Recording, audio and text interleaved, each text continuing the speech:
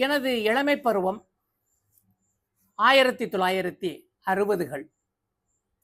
நமது வீட்டில் கழிவறை ட்ரை லட்டீன் என்று சொல்ற வகையை சார்ந்தது.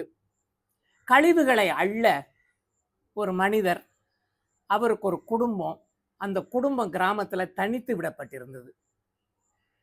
யோசிச்சு பார்க்கல மனசை உறுத்துதுங்க.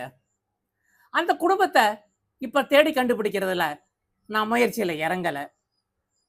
நடந்ததுக்கு என்னை பொறுத்த மட்டும் பொது வெளியில் மன்னிப்பு கோருகிறேன். இதற்கு பிராயச்சித்தமாக சமூக நீதி என்ற அளவுகோலை என்றும் கையில் பற்றி எனது வாழ்வை அமைத்துக் கொள்வேன். உங்களுடைய அனுபவம் என்ன? உங்களுடைய கருத்து ஓட்டம் என்ன? உங்க மனசுல படுறத கொஞ்சம் பதிவிடுங்களேன். பாய். Have a nice day.